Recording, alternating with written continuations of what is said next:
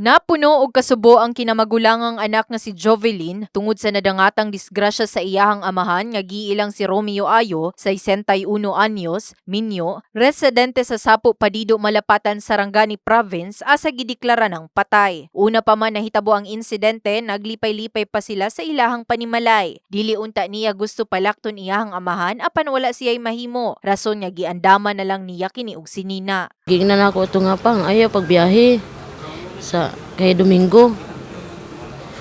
Ang kuan lang, ningo man sa kuha ma'am nga magbiyahe panudan lang. Panudan lang. Pati magpagupit lang daw siya sa imbuhok. Tungod sa kalit nga pagkawala sa iyahang amahan ug dili masukod nga nabating kasakit, plano nilang mopasang-at og kaso sa driver nga nakabangga. Nagpahil mo kaso ma'am. Dili na mabalik ang kinabuhi sa akong amahan.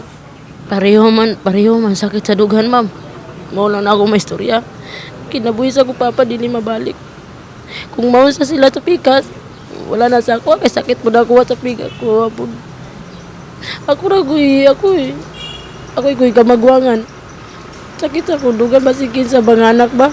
Giila ang driver nga si alias Dongkoy Sipenye ug angkas niini nga si Arjulay Combistra, residente sa Purok Conlo, Barangay San Jose, Jansan, parehong angol ug anaa matud pa sa kritikal nga kondisyon. Sa investigasyon usab sa Traffic Enforcement Unit kun TEU Jansan, parehong gisubay sa duha ka motorsiklo ang circumferential road Purok Calataw, Barangay Tumbler, Jansan. Ni-overtake matud pa ang driver sa motor nga si alias Dungkoy sa nagunang motorsiklo nga gimaneho ni Tatay Romeo asa ni resulta sa nahitabong disgrasya. Actually kasi itong vehicle 1 natin, itong kay Mr. Ayo, itong nasa right lane ito. Nag-encroach itong vehicle to. So siguro sa sobrang bilis ng takbo, kita mo naman yung impact, ito nga, nag-collide silang dalawa. So, ito yung nangyari. Gani ning bulan sa Agosto tuig 2023, nakatala na og 255 ka vehicular accident. Pahinumdum na lang ni Police Major Oliver Pauya sa mga motorista Na dapat maging responsable.